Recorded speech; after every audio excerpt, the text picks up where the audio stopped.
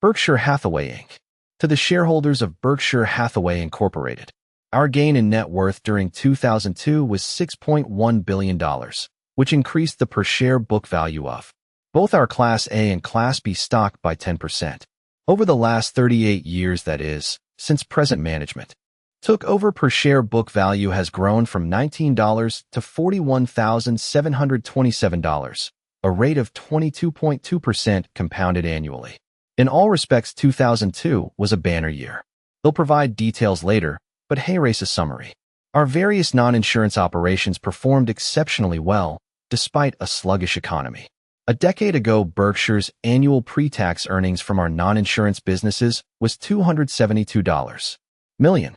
Now, from our ever-expanding collection of manufacturing, retailing, service, and finance businesses, we earn that sum monthly. Our insurance group increased its float to $41.2 billion, a hefty gain of $5.7 billion. Better yet, the use of these funds in 2002 cost us only 1%. Getting back to low-cost float feels good, particularly after our poor results during the 3 previous years. Berkshire's reinsurance division and Geico shot the lights out in 2002, and underwriting discipline was restored at General Re. Berkshire acquired some important new businesses with economic characteristics ranging from good to great, run by managers ranging from great to great. Those attributes are 2 legs of our entrance strategy, the third being a sensible purchase price. Unlike LBO operators and private equity firms, we have no exit strategy. We buy to keep. That's one reason why Berkshire is usually the first and sometimes the only choice for sellers and their managers. Our marketable securities outperformed most indices. For Lou Simpson, who manages equities at Geico, this was old stuff. But, for me, it was a welcome change from the last few years, during which my investment record was dismal. The confluence of these favorable factors in 2002 caused our book value gain to outstrip the performance of the S&P 500 by 32.1 percentage points. This result is aberrational. Charlie Munger, Berkshire's vice chairman and my partner, and I hope to achieve at most an average annual advantage of a few points. In the future, there will be years in which the S&P soundly trounces us. That will, in fact, almost certainly happen during a strong bull market, because the portion of our assets committed to common stocks has significantly declined. This change, of course, helps our relative performance in down markets such as we had in 2002. I have another caveat to mention about last year's results. If you've been a reader of financial reports in recent years, you've seen a flood of pro forma earnings statements tabulations in which managers invariably show earnings far in excess of those allowed by their auditors. In these presentations, the CEO tells his owners, don't count this, don't count that, just count what makes earnings fat. Often, a forget all this bad stuff message is delivered year after year without management so much as blushing. All figures used in this report apply to Berkshire's A shares, the successor to the only stock that the company had outstanding before 1996. The B shares have an economic interest equal to 1/130th that of the A. We've yet to see a pro forma presentation disclosing that audited earnings were somewhat high. So let's make a little history. Last year, on a pro forma basis, Berkshire had lower earnings than those we actually reported. That is true because 2 favorable factors aided our reported figures. First, in 2002 there was no mega catastrophe, which means that Berkshire and other insurers as well earned more from insurance than if losses had been normal. In years when the reverse is true because of a blockbuster hurricane, earthquake, or man-made disaster, many insurers like to report that they would have earned X except for the unusual event. The implication is that since such megacats are infrequent, they shouldn't be counted when true earnings are calculated. That is deceptive nonsense. Except for losses will forever be part of the insurance business, and they will forever be paid with shareholders' money. Nonetheless, for the purposes of this exercise, we'll take a page from the industry's book. For last year, when we didn't have any truly major disasters, a downward adjustment is appropriate if you wish to normalize our underwriting result. Secondly, the bond market in 2002 favored certain strategies we employed in our finance and financial products business.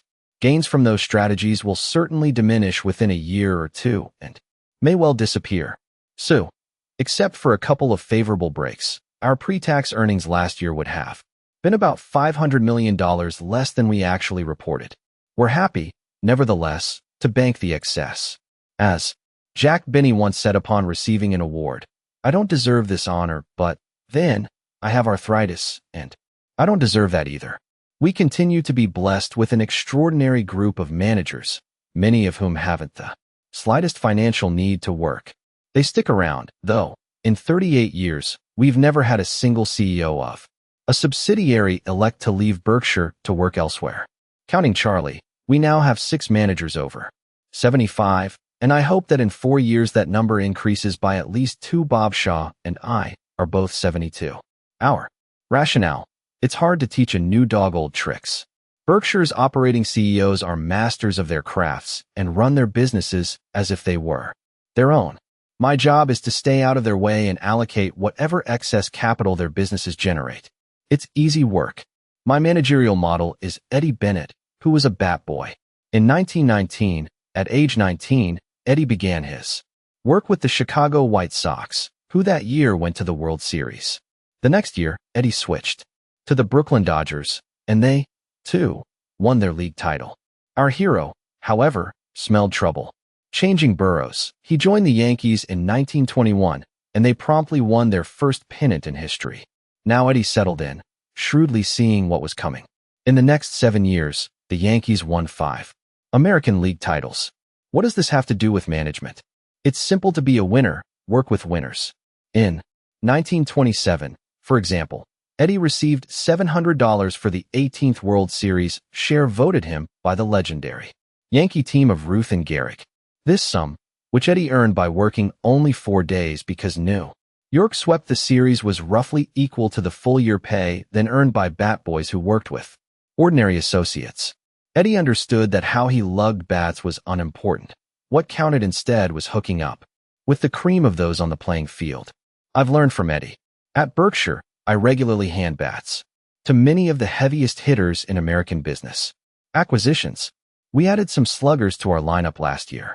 2 acquisitions pending at year-end 2001 were completed. Albeca, which operates under the name Larson Jewel, the U.S. leader in custom-made picture frames, and Fruit of the Loom, the producer of about 33.3% of the men's and boys' underwear sold in the U.S. and of other apparel as well. 4. Both companies came with outstanding CEOs, Steve McKinsey at Albeca and John Holland at Fruit. John, who had retired from Fruit in 1996, rejoined it 3 years ago and rescued the company from the disastrous path it had gone down after Head left. He's now 70, and I am trying to convince him to make his next retirement coincident with mine, presently scheduled for 5 years after my death, a date subject, however, to extension. We initiated and completed 2 other acquisitions last year that were somewhat below our normal size threshold. In aggregate, however, these businesses earn more than $60 million pre-tax annually. Both operate in industries characterized by tough economics, but both also have important competitive strengths that enable them to earn decent returns on capital. The newcomers are a CTB, a worldwide leader in equipment for the poultry, hog, egg production, and grain industries, and B. Garand, a manufacturer of children's apparel, whose largest and best-known line is Gar Animals. These 2 companies came with the managers responsible for their impressive records, Vic Mancinelli at CTB and Seymour Lichtenstein at Garand. The largest acquisition we initiated in 2002 was the Pampered Chef, a company with a fascinating history dating back to 1980. Doris Christopher was then a 34-year-old suburban Chicago home economics teacher with a husband, 2 little girls, and absolutely no business background. Wanting, however, to supplement her family's modest income, she turned to thinking about what she knew best: food preparation. Why not, she wondered, make a business out of marketing kitchenware, focusing on the items she herself had found most useful? To get started, Doris borrowed $3,000 against her life insurance policy, all the money ever injected into the company, and went to the merchandise mart on a buying expedition. There she picked up a dozen each of this and that, and then went home to set up operations in her basement. Her plan was to conduct in-home presentations to small groups of women gathered at the homes of their friends. While driving to her first presentation, though, Doris almost talked herself into returning home, convinced she was doomed to fail. But the women she faced that evening loved her and her products, purchased $175 of goods, and TPC was underway. Working with her husband, Jay, Doris did $50,000 of business in the first year. Today, only 22 years later, TPC does more than $700 million of business annually, working through 67,000 kitchen consultants. I've been to a TPC party, and it's easy to see why the business is a success. The company's products, in large part proprietary, are well-styled and highly useful, and the consultants are knowledgeable and enthusiastic. Everyone has a good time. Hurry to pamperedchef.com on the internet to find where to attend a party near you. 2 years ago, Doris brought in Sheila O'Connell Cooper, now CEO, to share the management load, and in August they met with me in Omaha. It took me about 10 seconds to decide that these were 2 managers with whom I wished to partner, and we promptly made a deal. Berkshire shareholders couldn't be luckier than to be associated with Doris and Sheila. Berkshire also made some important acquisitions last year through Mid-American Energy Holdings, MEHC, a company in which our equity interest is 80.2%. Because the Public Utility Holding Company Act PUCA limits us to 9.9% voting control, however, we are unable to fully consolidate MEC's financial statements. Despite the voting control limitation and the somewhat strange capital structure at MEHC it has engendered, the company is a key part of Berkshire. Already it has $18 billion of assets and delivers our largest stream of non-insurance earnings. It could well grow to be huge. 5. Last year, MEHC acquired 2 important gas pipelines. The first, Kern River, extends from southwest Wyoming to Southern California. This line moves about 900 million cubic feet of gas a day and is undergoing a $1.2 billion expansion that will double throughput by this fall. At that point, the line will carry enough gas to generate electricity for 10 million homes. The second acquisition, Northern Natural Gas, is a 16,600-mile line extending from the southwest to a wide range of Midwestern locations. This purchase completes a corporate odyssey of particular interest to Omahans. From its beginnings in the 1930s, Northern Natural was one of Omaha's premier businesses, run by CEOs who regularly distinguished themselves as community leaders. Then, in July 1985, the company, which in 1980 had been renamed InterNorth, merged with Houston Natural Gas, a business less than half its size. The companies announced that the enlarged operation would be headquartered in Omaha, with InterNorth's CEO continuing in that job.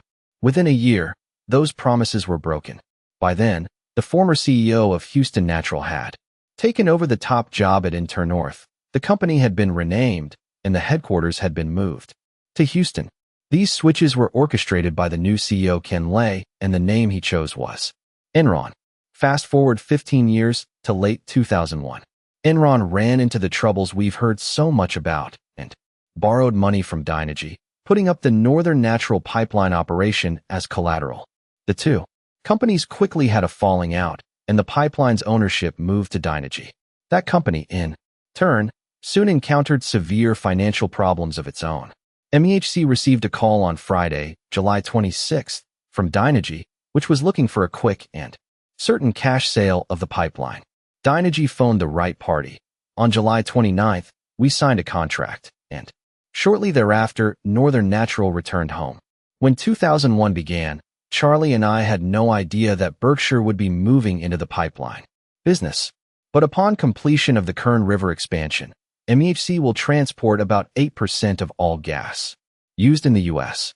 We continue to look for large energy-related assets, though in the electric utility field, PUCA constrains what we can do. A few years ago, and somewhat by accident, MEHC found itself in the residential real estate brokerage business. It is no accident, however, that we have dramatically expanded the operation. Moreover, we are likely to keep on expanding in the future. We call this Business Home Services of America.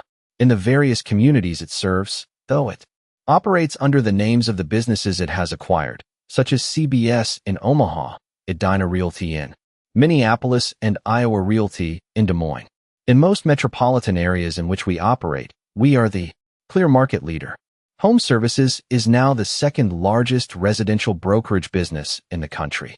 On one side or the other or both, we participated in $37 billion of transactions last year, up 100% from 2001. Most of our growth came from 3 acquisitions we made during 2002, the largest of which was Prudential California Realty.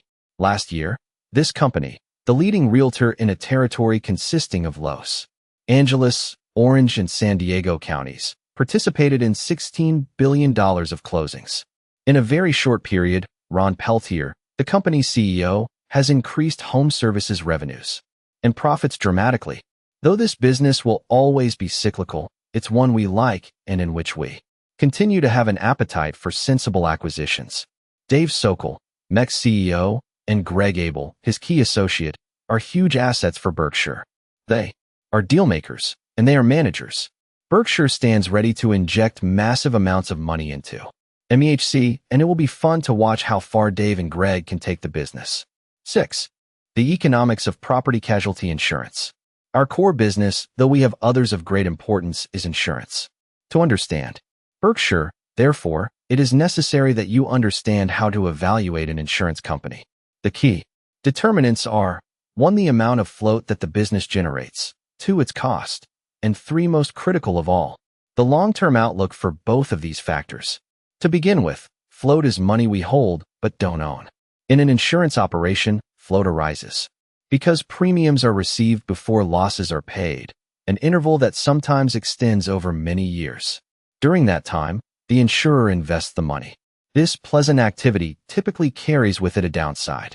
The premiums that an insurer takes in usually do not cover the losses and expenses it eventually must pay. That leaves it running an underwriting loss, which is the cost of float. An insurance business has value if its cost of float over time is less than the cost the company would otherwise incur to obtain funds. But the business is a lemon if its cost of float is higher than market rates for money. Moreover, the downward trend of interest rates in recent years has transformed underwriting losses that formerly were tolerable into burdens that move insurance businesses deeply into the lemon category. Historically, Berkshire has obtained its float at a very low cost. Indeed, our cost has been less than zero in many years. That is, we've actually been paid for holding other people's money. In 2001, however, our cost was terrible, coming in at 12.8%, about half of which was attributable to World Trade Center losses. Back in 1983 to 84, we had years that were even worse. There's nothing automatic about cheap float. The table that follows shows at intervals the float generated by the various segments of Berkshire's insurance operations since we entered the business 36 years ago upon acquiring National Indemnity Company, whose traditional lines are included in the segment Other Primary. For the table, we have calculated our float, which we generate in large amounts relative to our premium volume by adding net loss reserves, loss adjustment reserves, funds held under reinsurance assumed and unearned, premium reserves, and then subtracting insurance-related receivables, prepaid acquisition costs, prepaid taxes, and deferred charges applicable to assumed reinsurance. Got that? Year-end float in dollars millions. Last year, our cost of float was 1%. As I mentioned earlier, you should temper your enthusiasm about this favorable result, given that no mega catastrophe occurred in 2002. We're certain to get one of these disasters periodically, and when we do, our float cost will spike. 7. Our 2002 results were hurt by 1. A painful charge at General Re for losses that should have been recorded as costs in earlier years, and 2. A desirable charge we incur annually for retroactive insurance. See the next section for more about these items. These costs totaled $1.75 billion, or about 4.6% of float. Fortunately, our overall underwriting experience on 2002 business was excellent, which allowed us, even after the charges noted, to approach a no-cost result. Absent a mega catastrophe, I expect our cost of float in 2003 to again be very low, perhaps even less than zero. In the rundown of our insurance operations that follows, you will see why I'm optimistic that, over time, our underwriting results will both surpass those achieved by the industry and deliver us investable funds at minimal cost. Insurance operations. If our insurance operations are to generate low-cost float over time, they must underwrite with unwavering discipline, be reserved conservatively, and avoid an aggregation of exposures that would allow a supposedly impossible incident to threaten their solvency. All of our major insurance businesses, with one exception, have regularly met those tests.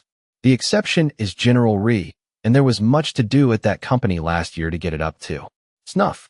I'm delighted to report that under Joe Brandon's leadership and with yeoman assistance by Tad Montrose, enormous progress has been made on each of the fronts described. When I agreed in 1998 to merge Berkshire with Gen Re, I thought that company stuck to the 3 rules I've enumerated. I had studied the operation for decades and had observed underwriting discipline that was consistent and reserving that was conservative. At merger time, I detected no slippage in Gen Res standards. I was dead wrong. Gen residential culture and practices had substantially changed, and unbeknownst to management, and to me the company was grossly mispricing its current business. In addition, Gen Re had accumulated an aggregation of risks that would have been fatal had, say, terrorists detonated several large-scale nuclear bombs in an attack on the U.S. A disaster of that scope was highly improbable, of course, but it is up to insurers to limit their risks in a manner that leaves their finances rock solid if the impossible happens. Indeed, had Gen Re remained independent, the World Trade Center attack alone would have threatened the company's existence. When the WTC disaster occurred, it exposed weaknesses in Gen residential operations that I should have detected earlier. But I was lucky. Joe and Tad were on hand, freshly endowed with increased authority and eager to rapidly correct the errors of the past. They knew what to do, and they did it. It takes time for insurance policies to run off, however, and 2002 was well along before we managed to reduce our aggregation of nuclear, chemical, and biological risk NCB to a tolerable level. That problem is now behind us. On another front, Gen residential underwriting attitude has been dramatically altered. The entire organization now understands that we wish to write only properly priced business, whatever the effect on volume. Joe and Tad judge themselves only by Gen residential underwriting profitability. Size simply doesn't count. Finally, we are making every effort to get our reserving right. If we fail at that, we can't know our true costs. And any insurer that has no idea what its costs are is heading for big trouble. 8. At year-end 2001, General Re attempted to reserve adequately for all losses that had occurred prior to that date and were not yet paid, but we failed badly. Therefore, the company's 2002 underwriting results were penalized by an additional $1.31 billion that we recorded to correct the estimation mistakes of earlier years. When I review the reserving errors that have been uncovered at General Re, a line from a country song seems apt. I wish I didn't know now what I didn't know then.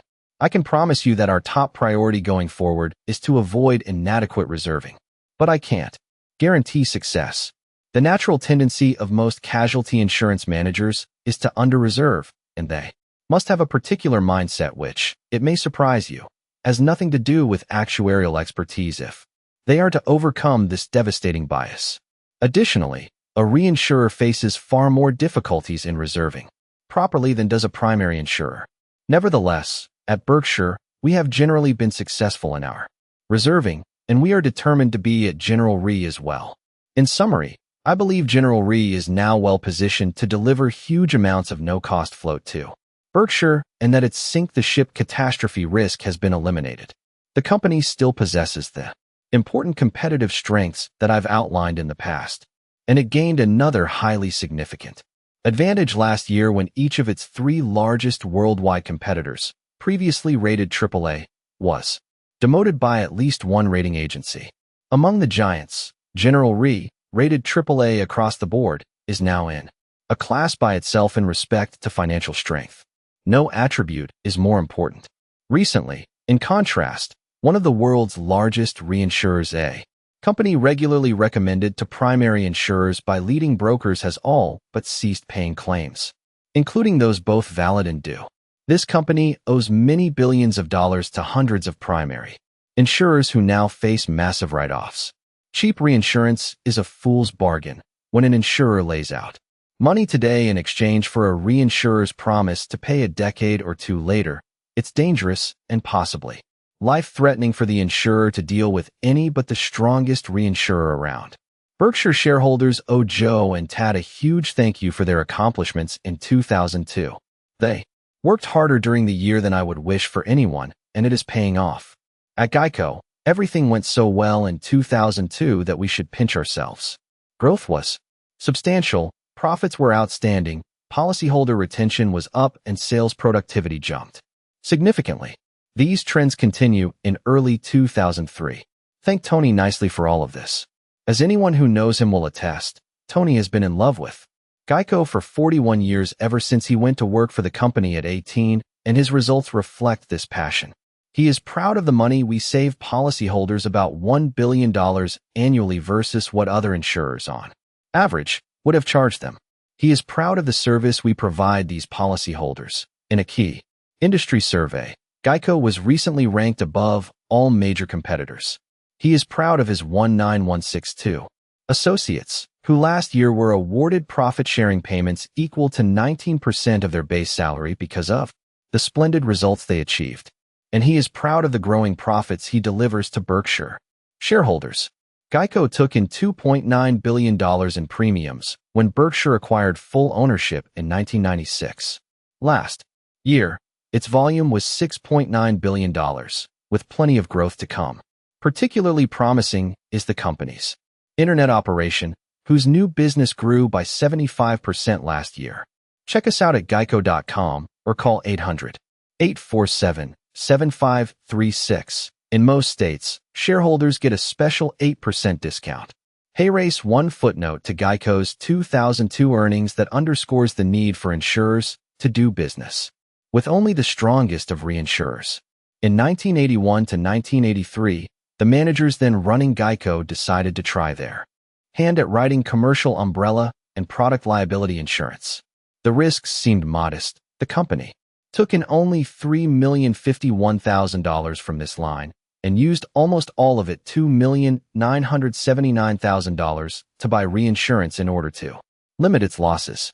Geico was left with a paltry $72,000 as compensation for the minor portion of the risk that it retained. But this small bite of the apple was more than enough to make the experience memorable. Geico's losses from this venture now total a breathtaking $94.1 million, or about 130,000% of the net premium it received. Of the total loss, uncollectible receivables from deadbeat reinsurers account for no less than $90.3 million, including $19 million charged in 2002. So much for cheap reinsurance. Ajit Jain's reinsurance division was the major reason our float cost us so little last year. If we ever put a photo in a Berkshire annual report, it will be of Ajit. In color, Ajit's operation has amassed $13.4 billion of float, more than all but a handful of insurers have ever built up. He accomplished this from a standing start in 1986, and even now has a workforce numbering only 20. And, most important, he has produced underwriting profits. His profits are particularly remarkable if you factor in some accounting arcana that I am about to lay on you. So prepare to eat your spinach, or, alternatively, if debits and credits aren't your thing, skip the next 2 paragraphs. Ajit's 2002 underwriting profit of $534 million came after his operation recognized a charge of $428 million attributable to retroactive insurance he has written over the years. In this line of business, we assume from another insurer the obligation to pay up to a specified amount for losses they have already incurred, often for events that took place decades earlier, but that are yet to be paid. For example, because a worker hurt in 1980 will receive monthly payments for life. In these arrangements, an insurer pays us a large upfront premium, but one that is less than the losses we expect to pay. We willingly accept this differential because our payments are capped, and we get to use the money until loss payments are actually made, with these often stretching out over a decade or more. About 80% of the $6.6 billion in asbestos and Environmental loss reserves that we carry arises from capped contracts, whose costs consequently can't skyrocket. When we write a retroactive policy, we immediately record both the premium and a reserve for the expected losses. The difference between the two is entered as an asset entitled deferred charges. Reinsurance assumed. This is no small item. At year-end, for all retroactive policies, it was $3.4 billion. We then amortize this asset downward by charges to income over the expected life of each policy. These charges, $440 million in 2002, including charges at Gen Re, create an underwriting loss, but one that is intentional and desirable. And even after this drag on reported results, Ajit achieved a large underwriting gain last year. We want to emphasize, however, that we assume risks in Ajit's operation that are huge, far larger than those retained by any other insurer in the world. Therefore, a single event could cause a major swing in Ajit's results in any given quarter or year. That bothers us not at all. As long as we are paid appropriately, we love taking on short-term volatility that others wish to shed. At Berkshire, we would rather earn a lumpy 15% over time than a smooth 12%. If you see Ajit at our annual meeting, bow deeply. Berkshire's smaller insurers had an outstanding year. Their aggregate float grew by 38%, and they realized an underwriting profit of $32 million, or 4.5% of premiums. Collectively, these operations would make one of the finest insurance companies in the country. Included in these figures, however, were terrible results in our California workers' compensation operation. There, we have work to do. There, too, our reserving severely missed the mark. Until we figure out how to get this business right, we will keep it small. For the fabulous year they had in 2002, we thank Rod Eldred, John Kaiser, Tom Nerney, Don Tall, and Don Worster. They added a lot of value to your Berkshire investment. Sources of reported earnings. The table that follows shows the main sources of Berkshire's reported earnings. You will notice that purchase accounting adjustments dropped sharply in 2002, the reason being that GAAP rules changed, then no longer requiring the amortization of goodwill.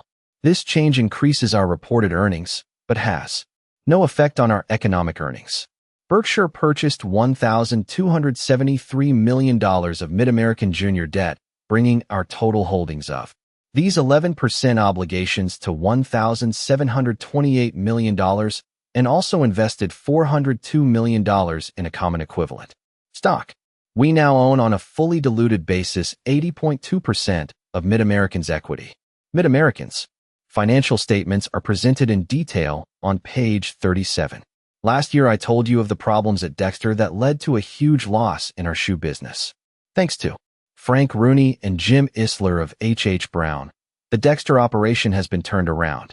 Despite the cost of unwinding our problems there, we earned $24 million in shoes last year, an upward swing of $70 million from 2001. Randy Watson at Justin also contributed to this improvement, increasing margins significantly while trimming invested capital. Shoes are a tough business, but we have terrific managers and believe that in the future we will earn reasonable returns on the capital we employ in this operation. 11. In a SOSO year for home furnishing and jewelry retailers, our operations did well. Among our 8 retailing operations, the best performer was Homemakers in Des Moines.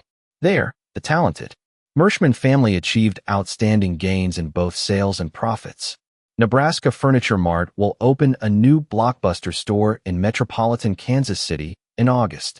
With 450,000 square feet of retail space, it could well produce the second largest volume of any furniture store in the country, the Omaha operation being the national champion. I hope Berkshire shareholders in the Kansas City area will come out for the opening and keep coming. Our home and construction-related businesses Acme Brick, Benjamin Moore Paint, Johns Manville, Mytech, and Shaw delivered $941 million of pre-tax earnings last year. Of particular significance was Shaw's gain from $292 million in 2001 to $424 million. Bob Shaw and Julian Saul are terrific operators.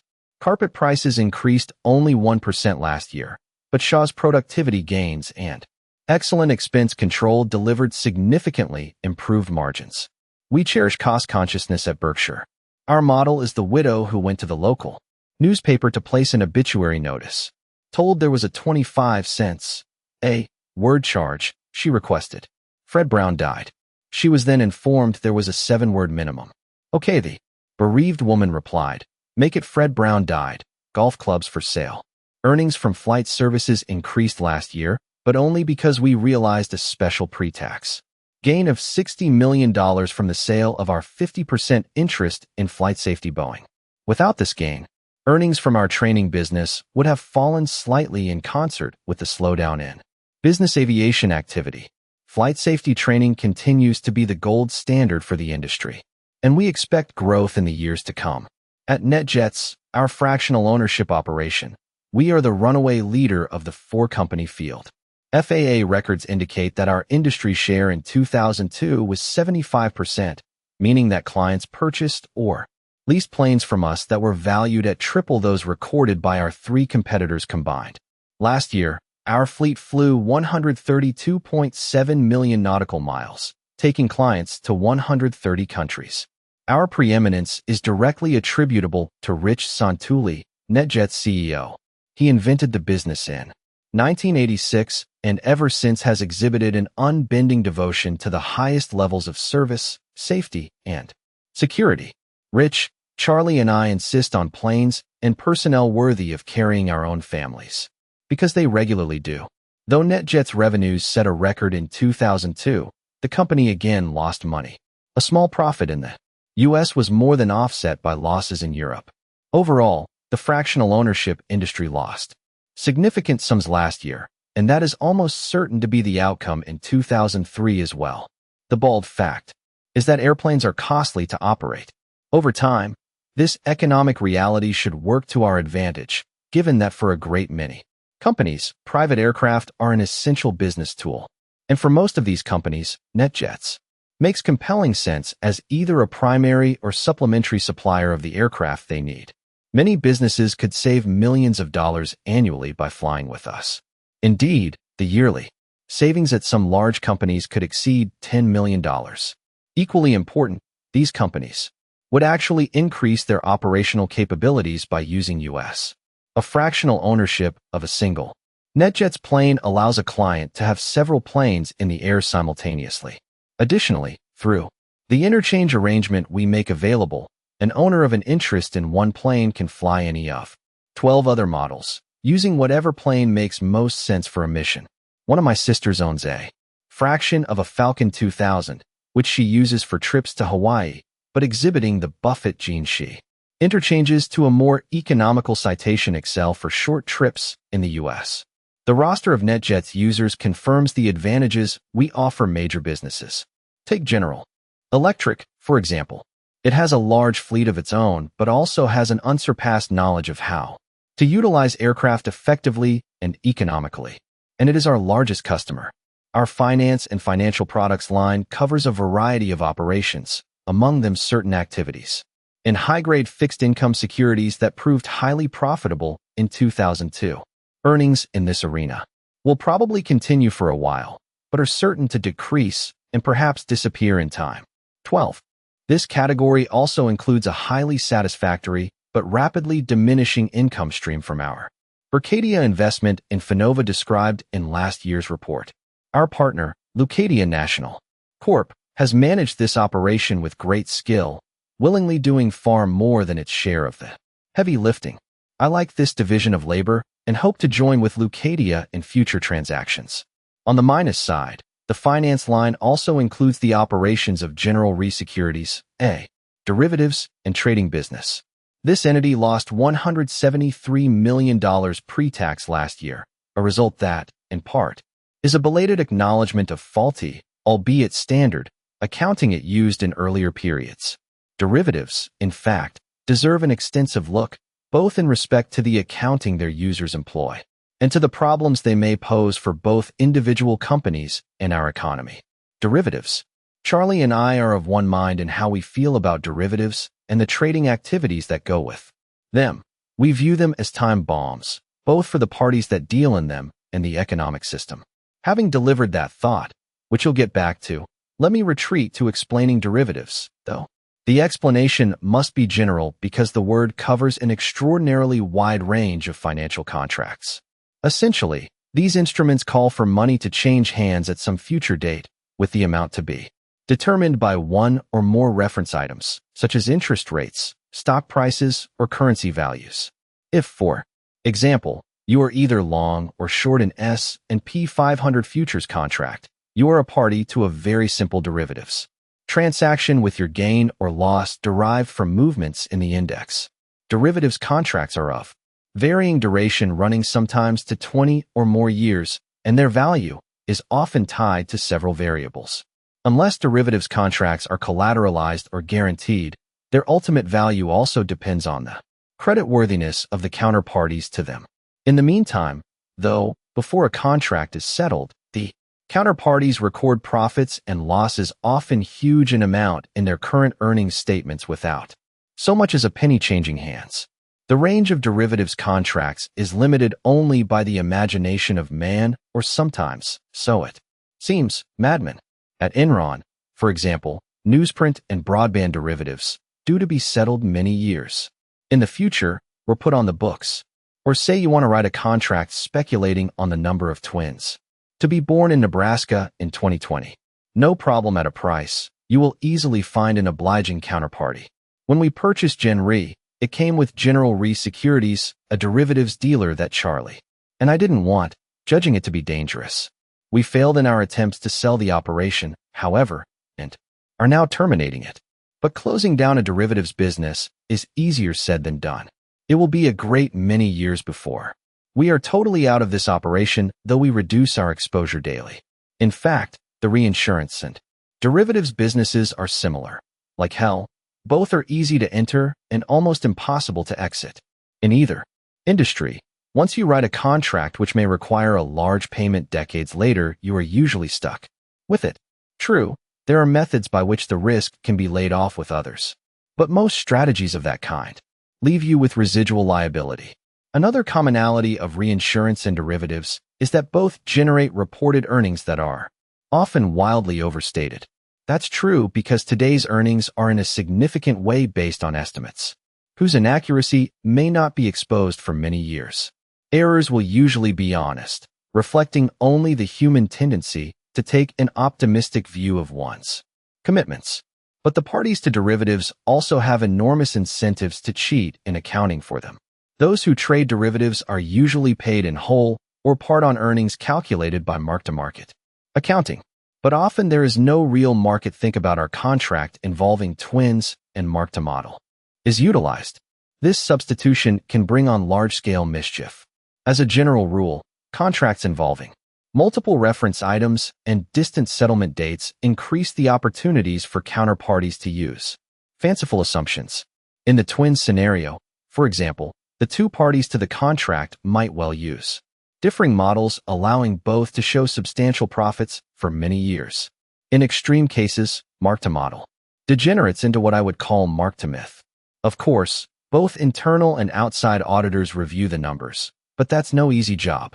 For example, General Re Securities at year-end, after 10 months of winding down its operation, had 1438413 contracts outstanding, involving 672 counterparties around the world. Each contract had a plus or minus value derived from one or more reference items, including some of mind-boggling complexity. Valuing a portfolio like that, expert auditors could easily and honestly have widely varying opinions. The valuation problem is far from academic. In recent years, some huge-scale frauds and near frauds have been facilitated by derivatives trades.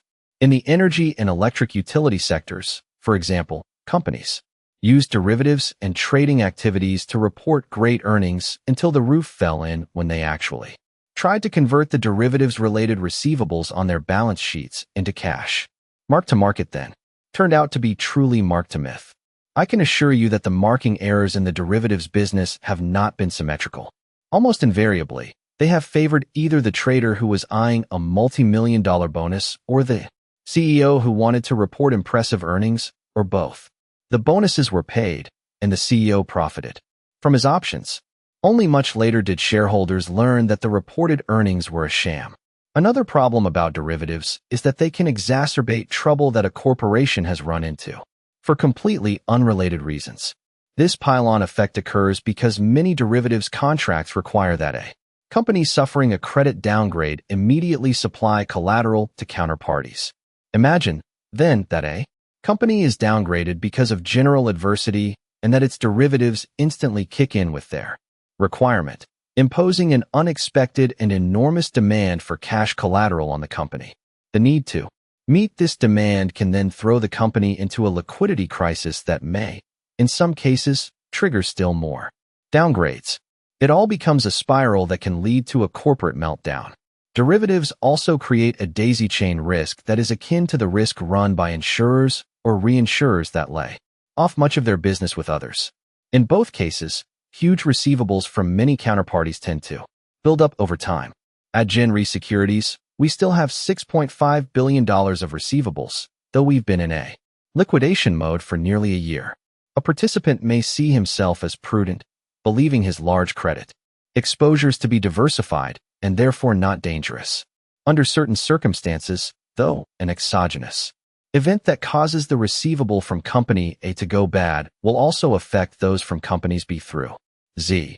History teaches us that a crisis often causes problems to correlate in a manner undreamed of in more tranquil times. In banking, the recognition of a linkage problem was one of the reasons for the formation of the Federal Reserve System. Before the Fed was established, the failure of weak banks would sometimes put sudden and unanticipated liquidity demands on previously strong banks, causing them to fail in turn. The Fed now insulates the strong from the troubles of the weak, but there is no central bank assigned to the job of preventing the dominoes toppling in insurance or derivatives. In these industries, firms that are fundamentally solid can become troubled simply because of the travails of other firms further down the chain. When a chain reaction threat exists within an industry, it pays to minimize links of any kind. That's how we conduct our reinsurance business, and it's one reason we are exiting derivatives. Many people argue that derivatives reduce systemic problems, and that participants who can't bear certain risks are able to transfer them to stronger hands. These people believe that derivatives act to stabilize the economy, facilitate trade, and eliminate bumps for individual participants. And, on a micro level, what they say is often true. Indeed, at Berkshire, I sometimes engage in large-scale derivatives transactions in order to facilitate certain investment strategies. Charlie and I believe, however, that the macro picture is dangerous and getting more so. Large amounts of risk, particularly credit risk, have become concentrated in the hands of relatively few derivatives dealers, who in addition trade extensively with one another. The troubles of one could quickly infect the others. On top of that, these dealers are owed huge amounts by non-dealer counterparties. Some of these counterparties, as I've mentioned, are linked in ways that could cause them to contemporaneously run into a problem because of a single event, such as the implosion of the telecom industry or the precipitous decline in the value of merchant power projects. Linkage, when it suddenly surfaces, can trigger serious systemic problems.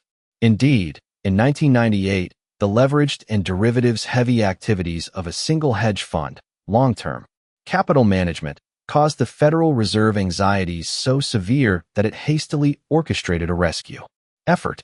In later congressional testimony, Fed officials acknowledged that, had they not intervened, the outstanding trades of LTCM, a firm unknown to the general public and employing only a few hundred 14 people, could well have posed a serious threat to the stability of American markets.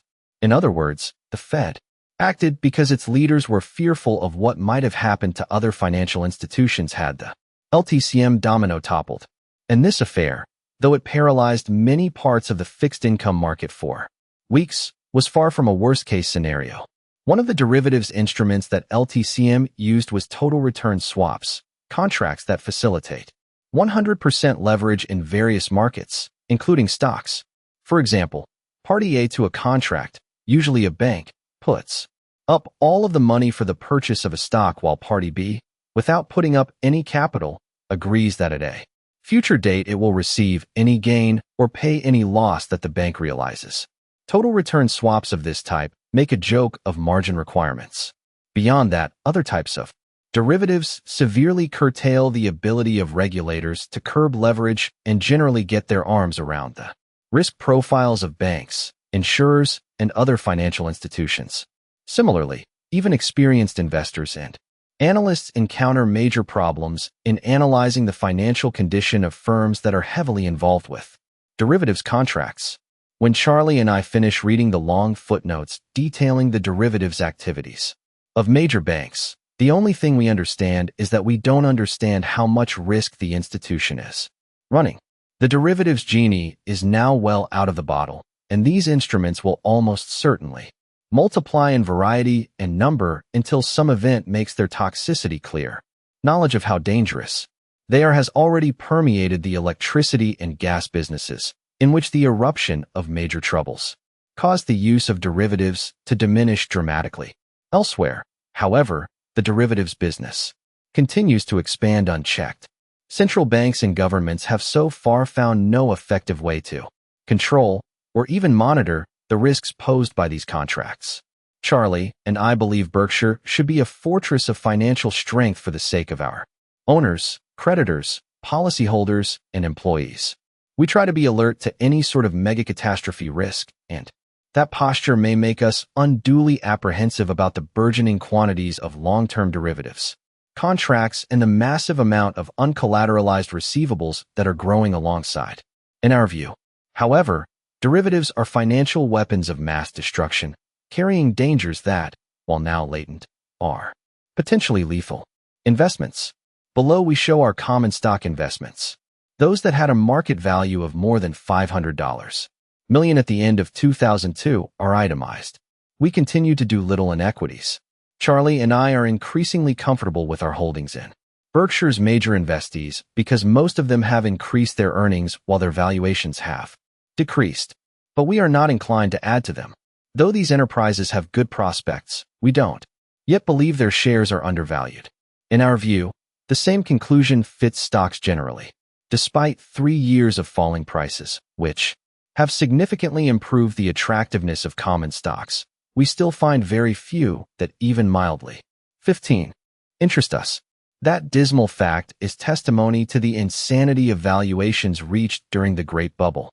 Unfortunately, the hangover may prove to be proportional to the binge. The aversion to equities that Charlie and I exhibit today is far from congenital. We love owning common stocks if they can be purchased at attractive prices. In my 61 years of investing, 50 or so years have offered that kind of opportunity. There will be years like that again. Unless, however, we see a very high probability of at least 10% pre-tax returns which translate to 6 to 7% after corporate tax, we will sit on the sidelines. With short-term money returning less than 1% after tax, sitting it out is no fun. But occasionally successful investing requires inactivity. Last year we were, however, able to make sensible investments in a few junk bonds and loans. Overall, our commitments in this sector sextupled, reaching $8.3 billion by year-end. Investing in junk bonds and investing in stocks are alike in certain ways. Both activities require us to make a price-value calculation and also to scan hundreds of securities to find the very few that have attractive reward-risk ratios. But there are important differences between the two disciplines as well. In stocks, we expect every commitment to work out well because we concentrate on conservatively financed businesses with strong competitive strengths run by able and honest people. If we buy into these companies at sensible prices, losses should be rare. Indeed, during the 38 years we have run the company's affairs, gains from the equities we manage at Berkshire, that is, excluding those managed at General Re and Geico, have exceeded losses by a ratio of about 100 to 1. Purchasing junk bonds, we are dealing with enterprises that are far more marginal. These businesses are usually overloaded with debt and often operate in industries characterized by low returns on capital. Additionally, the quality of management is sometimes questionable. Management may even have interests that are directly counter to those of debt holders. Therefore, we expect that we will have occasional large losses in junk issues. So far, however, we have done reasonably well in this field. Corporate governance. Both the ability and fidelity of managers have long needed monitoring. Indeed, nearly 2,000 years ago, Jesus Christ addressed this subject, speaking Luke 16 verse 2 approvingly of a certain rich man who told his manager, "Give an account of thy stewardship, for thou mayest no longer be steward." Accountability and stewardship withered in the last decade, becoming qualities deemed of little importance by those caught up in the Great Bubble. As stock prices went up, the behavioral norms of managers went down. By the late 90s, as a result, CEOs who traveled the high road did not encounter heavy traffic. Most CEOs, it should be noted, are men and women you would be happy to have as trustees for your children's assets or as next-door neighbors. Too many of these people, however, have in recent years behaved badly at the office, fudging numbers and drawing obscene pay for mediocre business achievements. These otherwise decent people simply followed the career path of Mae West. I was Snow White, but I drifted. In theory, corporate boards should have prevented this deterioration of conduct. I last wrote about the responsibilities of directors in the 1993 annual report. We will send you a copy of this discussion on request, or you may read it on the internet in the corporate governance section of the 1993 letter. There I said that directors should behave as if there was a single absentee owner whose long-term interest they should try to further in all proper ways. This means that directors must get rid of a manager who is mediocre, or worse, no matter how likable he may be. Directors must react as did the chorus girl bride of an 85-year-old multimillionaire when he asked whether she would love him if he lost his money. Of course, the young beauty replied, "I would miss you, but I would still love you." In the 1993 annual report, I also said directors had another job, if able but greedy managers overreach and try to dip too deeply into the shareholders' pockets. Directors must slap their hands. Since I wrote that, overreaching has become common, but few hands have been slapped. Why have intelligent and decent directors failed so miserably? The answer lies not in inadequate laws. It's always been clear that directors are obligated to represent the interests of shareholders, but rather in what ID call boardroom atmosphere. 16. It's almost impossible, for example, in a boardroom populated by well-mannered people, to raise the question of whether the CEO should be replaced. It's equally awkward to question a proposed acquisition that has been endorsed by the CEO, particularly when his inside staff and outside advisors are present and unanimously support his decision. They wouldn't be in the room if they didn't. Finally, when the compensation committee, armed, as always, with support from a high-paid consultant, reports on a mega grant of options to the CEO, it would be like belching at the dinner table for a director to suggest that the committee reconsider. These social difficulties argue for outside directors regularly meeting without the CEO, a reform that is being instituted and that I enthusiastically endorse. I doubt, however, that most of the other new governance rules and recommendations will provide benefits commensurate with the monetary and other costs they impose. The current cry is for independent directors. It is certainly true that it is desirable to have directors who think and speak independently, but they must also be business savvy, interested, and shareholder-oriented. In my 1993 commentary, those are the three qualities I described as essential. Over a span of 40 years, I have been on 19 public company boards excluding Berkshire's and have interacted with perhaps 250 directors. Most of them were independent as defined by today's rules. But the great majority of these directors lacked at least one of the three qualities I value. As a result, their contribution to shareholder well-being was minimal at best and, too often, negative. These people, decent and intelligent though they were, simply did not know enough about business and or care enough about shareholders to question foolish acquisitions or egregious compensation. My own behavior, I must ruefully add, frequently fell short as well. Too often I was silent when management made proposals that I judged to be counter to the interests of shareholders. In those cases, collegiality trumped independence. So that we may further see the failings of independence, let's look at a 62-year case study covering thousands of companies. Since 1940, federal law has mandated that a large proportion of the directors of investment companies most of these mutual funds be independent. The requirement was originally 40%, and now it is 50%. In any case, the typical fund has long operated with a majority of directors who qualify as independent. These directors and the entire board have many perfunctory duties, but in actuality have only two important responsibilities: obtaining the best possible investment manager and negotiating with that manager for the lowest possible fee. When you are seeking investment help yourself, those two goals are the only ones that count, and directors acting for other investors should have exactly the same priorities. Yet when it comes to independent directors pursuing either goal, their record has been absolutely pathetic. Many thousands of investment company boards meet annually to carry out the vital job of selecting who will manage the savings of the millions of owners they represent. Year after year, the directors of Fund A select manager A, Fund B directors select manager B, etc. in a zombie-like process that makes a mockery of stewardship. Very occasionally, a board will revolt, but for the most part, a monkey will type out a Shakespeare play before an independent mutual fund director will suggest that his fund look at other managers, even if the incumbent manager has persistently delivered substandard performance. When they are handling their own money, of course, directors will look to alternative advisors, but it never enters their minds to do so when they are acting as fiduciaries for others.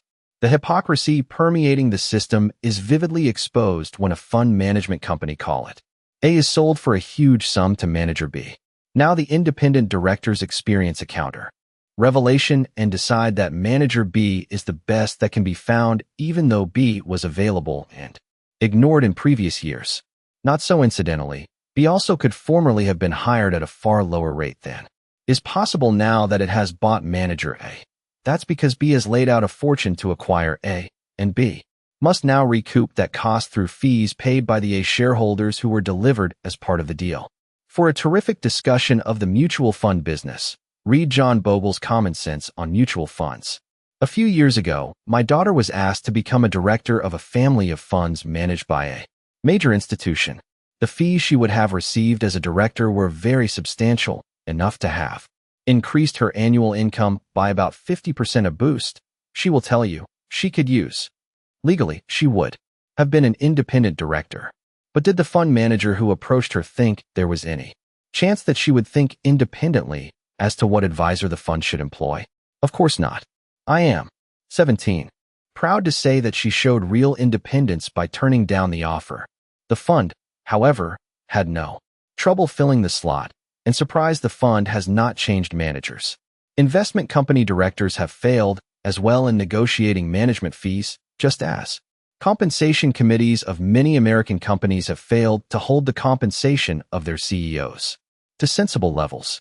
If you or I were empowered, I can assure you that we could easily negotiate materially lower management fees with the incumbent managers of most mutual funds. And, believe me, if directors were promised a portion of any fee savings they realized, the skies would be filled with falling fees. Under the current system, though, reductions mean nothing to independent directors while meaning everything to managers. So guess who wins? Having the right money manager, of course, is far more important to a fund than reducing the manager's fee. Both tasks are nonetheless the job of directors. And in stepping up to these all-important responsibilities, tens of thousands of independent directors, over more than 6 decades, have failed miserably.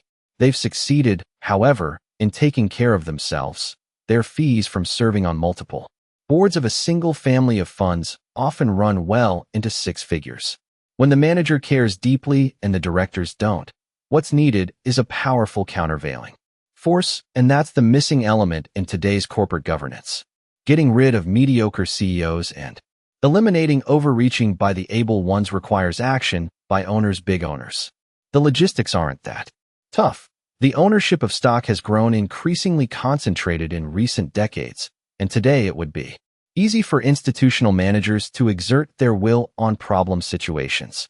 20, or even fewer, of the largest institutions, acting together, could effectively reform corporate governance at a given company simply by withholding their votes for directors who were tolerating odious behavior. In my view, This kind of concerted action is the only way that corporate stewardship can be meaningfully improved. Unfortunately, certain major investing institutions have glasshouse problems in arguing for better governance elsewhere.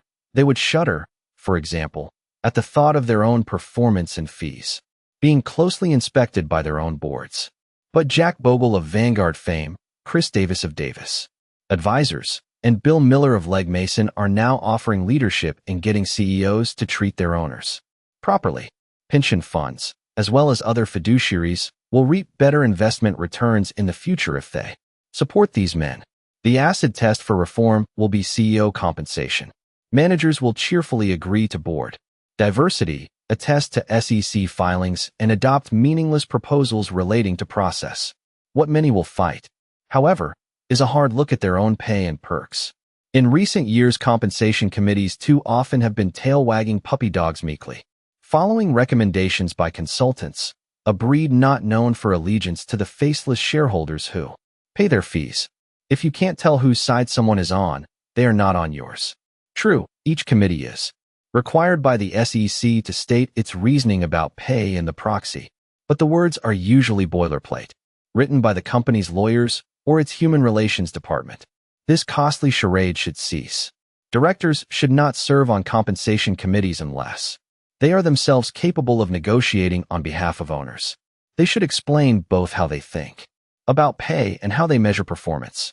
Dealing with shareholders' money, moreover, they should behave as they would were it their own. In the 1890s, Samuel Gompers described the goal of organized labor as more. In the 1990s, America's CEOs adopted his battle cry. The upshot is that CEOs have often amassed riches while their shareholders have experienced financial disasters. Directors should stop such piracy. There's nothing wrong with paying well for truly exceptional business performance. But, for anything short of that, it's time for directors to shout less. It would be a travesty if the bloated pay of recent years became a baseline for future compensation. Committees should go back to the drawing boards. Rules that have been proposed and that are almost certain to go into effect will require changes in Berkshire's board, obliging us to add directors who meet the codified requirements for independence. 18. Doing so, we will add a test that we believe is important, but far from determinative, in fostering independence. We will select directors who have huge and true ownership interests, that is, stock that they or their family have purchased, not been given by Berkshire or received via options, expecting those interests to influence their actions to a degree that dwarfs other considerations such as prestige and board fees. That gets to an often overlooked point about directors' compensation, which at public companies averages perhaps $50,000 annually. It baffles me how the many directors who look to these dollars for perhaps 20% or more of their annual income can be considered independent when Ron Olson, for example, who is on our board, may be deemed not independent because he receives a tiny percentage of his very large income from Berkshire legal fees. As the investment company saga suggests, a director whose moderate income is heavily dependent on directors' fees and who hopes mightily to be invited to join other boards in order to earn more fees is highly unlikely to offend a CEO or fellow directors, who in a major way will determine his reputation in corporate circles. If regulators believe that significant money taints independence, and it certainly can, they have overlooked a massive class of possible offenders. At Berkshire, wanting our fees to be meaningless to our directors, we pay them only a pittance. Additionally, not wanting to insulate our directors from any corporate disaster we might have, we don't provide them with officers and directors' liability insurance, an unorthodoxy that, not so incidentally, has saved our shareholders many millions of dollars over the years. Basically, we want the behavior of our directors to be driven by the effect their decisions will have on their family's net worth, not by their compensation. That's the equation for Charlie and me as managers, and we think it's the right one for Berkshire directors as well. To find new directors, we will look through our shareholders list for people who directly, or in their family, have had large Berkshire holdings in the millions of dollars for a long time. Individuals making that cut should automatically meet two of our tests, namely that they be interested in Berkshire and shareholder-oriented. In our third test, we will look for business savvy, a competence that is far from commonplace. Finally, we will continue to have members of the Buffett family on the board. They are not there to run the business after I die, nor will they then receive compensation of any kind. Their purpose is to ensure, for both our shareholders and managers, that Berkshire's special culture will be nurtured when I'm succeeded by other CEOs. Any change we make in the composition of our board will not alter the way Charlie and I run Berkshire. We will continue to emphasize substance over form in our work and waste as little time as possible during board meetings and show and tell and perfunctory activities. The most important job of our board is likely to be the selection of successors to Charlie and me, and that is a matter upon which it will focus. The board we have had up to now has overseen a shareholder-oriented business, consistently run in accord with the economic principles set forth on pages 68 to 74, which I urge all new shareholders to read. Our goal is to obtain new directors who are equally devoted to those principles. The Audit Committee. Audit committees can audit. Only a company's outside auditor can determine whether the earnings that a management purports to have made are suspect. Reforms that ignore this reality and that instead focus on the structure and charter of the Audit Committee will accomplish little. As we've discussed, far too many managers have fudged their company's numbers in recent years, using both accounting and operational techniques that are typically legal but that nevertheless materially mislead investors. Frequently, auditors knew about these deceptions. Too often, however, they remained silent. The key job of the Audit Committee is simply to get the auditors to divulge what they know. To do this job, the committee must make sure that the auditors worry more about misleading its members than about offending management. In recent years, auditors have not felt that way. They have, instead, generally viewed the CEO, rather than the shareholders or directors, as their client. That has been a natural result of day-to-day working relationships and also of the auditors understanding that, no matter what the book says, the CEO and CFO pay their fees and determine whether they are retained for both auditing and other work. The rules that have been recently instituted won't materially change this reality. What will break? 19.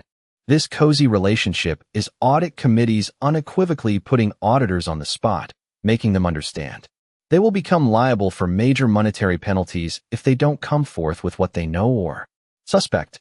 In my opinion, audit committees can accomplish this goal by asking 4 questions of auditors, the answers to which should be recorded and reported to shareholders. These questions are: 1. If the auditor were solely responsible for preparation of the company's financial statements, would they have in any way been prepared differently from the manner selected by management? This question should cover both material and non-material differences. If the auditor would have done something differently, both management's argument and the auditor's response should be disclosed.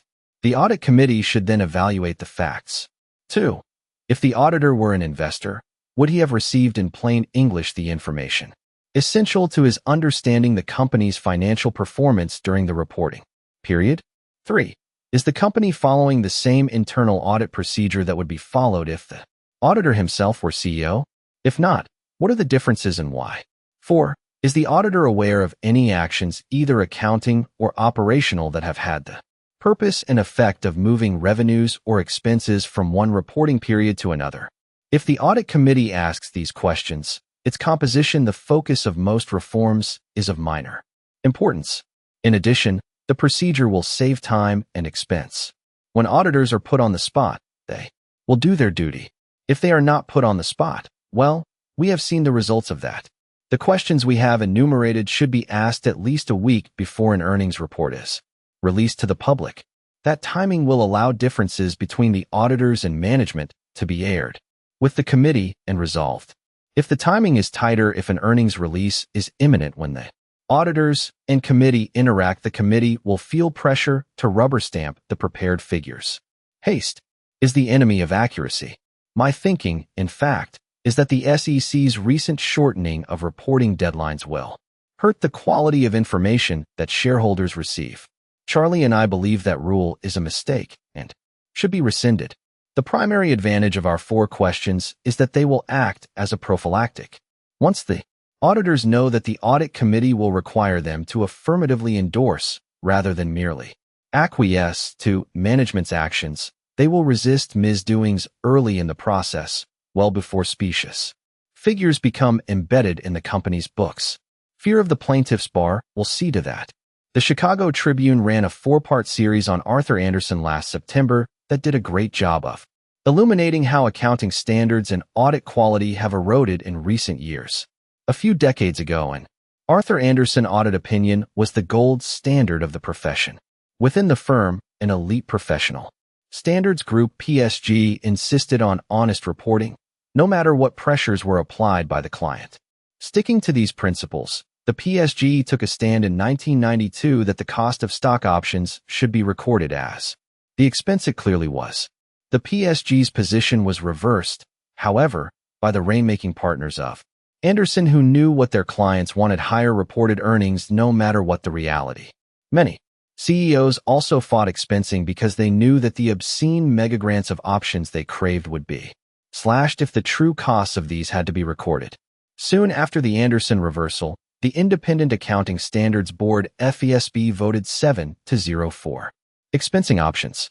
Predictably, the major auditing firms and an army of CEOs stormed Washington to pressure the Senate. What better institution to decide accounting questions? Into castrating the FASB. The voices of the protesters were amplified by their large political contributions, usually made with corporate money belonging to the very owners about to be bamboozled. It was not a sight for a civics class. To its shame, the Senate voted 88-9 against expensing.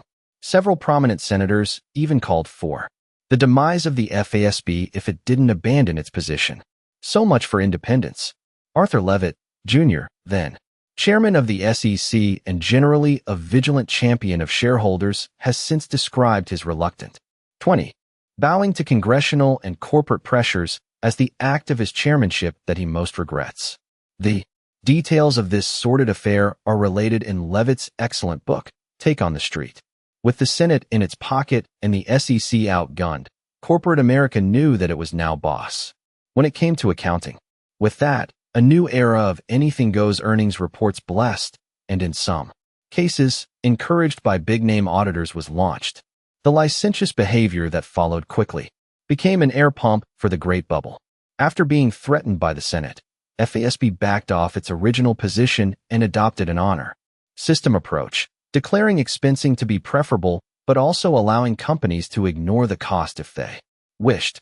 The disheartening result of the 500 companies in the S&P for 98 adopted the method deemed less desirable, which of course let them report higher earnings. Compensation-hungry CEOs loved this outcome. Let FASB have the honor. They had the system.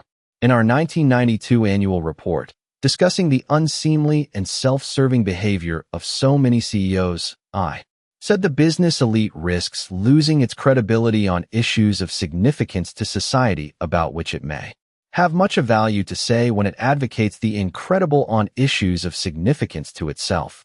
That loss of credibility has occurred. The job of CEOs is now to regain America's trust, and for the country's sake, it's important that they do so. They will not succeed in this endeavor, however, by way of fatuous ads, meaningless policy statements, or structural changes of boards and committees. Instead, CEOs must embrace stewardship as a way of life and treat their owners as partners, not patsies. It's time for CEOs to walk the walk. 3 suggestions for investors. First, beware of companies displaying weak accounting. If a company still does not expense options, or if its pension assumptions are fanciful, watch out. When managements take the low road in aspects that are visible, it is likely they are following a similar path behind the scenes.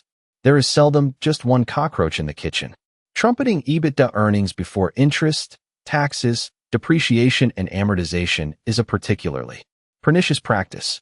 Doing so implies that depreciation is not truly an expense, given that it is a non-cash charge. That's nonsense. In truth, depreciation is a particularly unattractive expense because the cash outlay it represents is paid up front before the asset acquired has delivered any benefits to the business. Imagine, if you will, that at the beginning of this year a company paid all of its employees for the next 10 years of their service in the way they would lay out cash for a fixed asset to be useful for 10 years. In the following 9 years, compensation would be a non-cash expense, a reduction of a prepaid compensation asset. Established this year. Would anyone care to argue that the recording of the expense in years 2 through 10 would be simply a bookkeeping formality? Second, unintelligible footnotes usually indicate untrustworthy management. If you can't understand a footnote or other managerial explanation, it's usually because the CEO doesn't want you to. Enron's descriptions of certain transactions still baffle me. Finally, be suspicious of companies that trumpet earnings projections and growth expectations. Businesses seldom operate in a tranquil, no-surprise environment, and earnings simply don't advance smoothly except, of course, in the offering books of investment bankers. Charlie and I not only don't know today what our businesses will earn next year, we don't even know what they will earn next quarter. We are suspicious of those CEOs who regularly claim they do know the future, and we become downright incredulous if they consistently reach their declared targets. Managers that always promise to make the numbers will at some point be tempted to make up the numbers. Shareholder-designated contributions. About 97.3% of all eligible shares participated in Berkshire's 2002 shareholder-designated contributions program, with contributions totaling $16.5 million. Cumulatively, over the 22 years of the program, Berkshire has made contributions of $197 million. Pursuant to the instructions of our shareholders. The rest of Berkshire's giving is done by our subsidiaries, which stick to the philanthropic patterns that prevailed before they were acquired, except that their former 21 owners themselves take on the responsibility for their personal charities. In aggregate, our subsidiaries made contributions of $24 million in 2002, including in-kind donations of $4 million. To participate in future programs, you must own Class A shares that are registered in the name of the actual owner, not the nominee name of a broker, bank, or depository. Shares not so registered on August 31, 2003 will be ineligible for the 2003 program. When you get the contributions form from us, return it promptly so that it does not get put aside or forgotten. Designations received after the due date will not be honored. The annual meeting. This year's annual meeting will be held on Saturday, May 3rd, and once again we will be at the Civic Auditorium. The doors will open at 7 a.m., the movie will begin at 8:30, and the meeting itself will commence at 9:30. There will be a short break at noon for food. Sandwiches will be available at the Civic's concession stands. That interlude aside, Charlie and I will answer questions until 3:30. Give us your best shot. An attachment to the proxy material that is enclosed with this report explains how you can obtain the credential you will need for admission to the meeting and other events. As for plane, hotel, and car reservations, we have again signed up American Express 800-799-6634 to give you special help. They do a terrific job for us each year, and I thank them for it. In our usual fashion, we will run vans from the larger hotels to the meeting. Afterwards, the vans will make trips back to the hotels and to Nebraska Furniture Mart, Borsheim's, and the airport. Even so, you are likely to find a car useful. Our exhibit area for Berkshire goods and services will be bigger and better than ever this year. So be prepared to spend.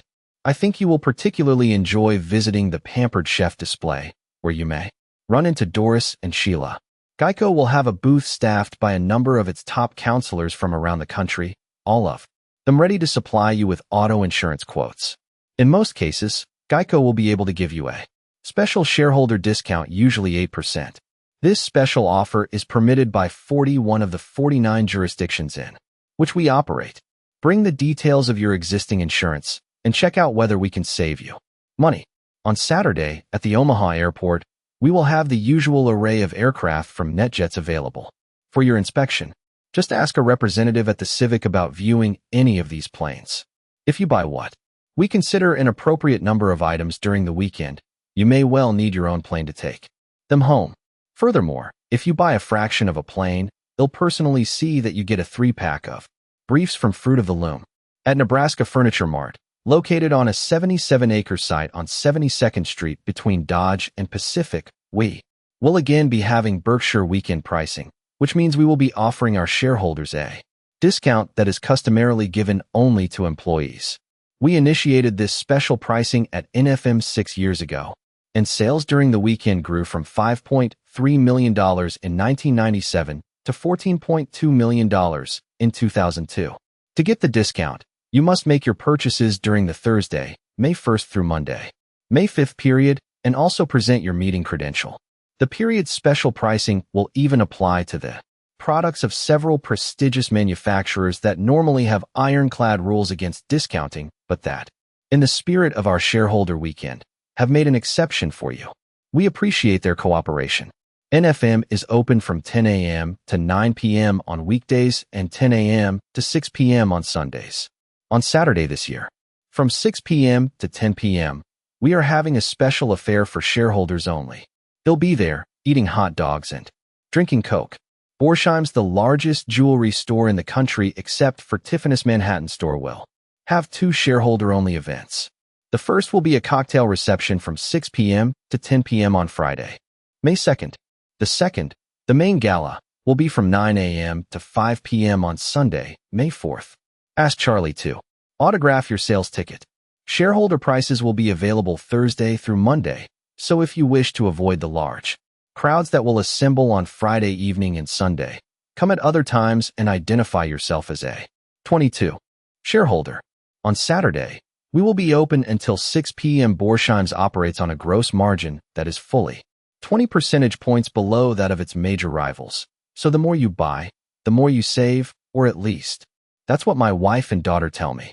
In the mall outside of Borsheim's, we will have some of the world's top bridge experts available to play with our shareholders on Sunday afternoon.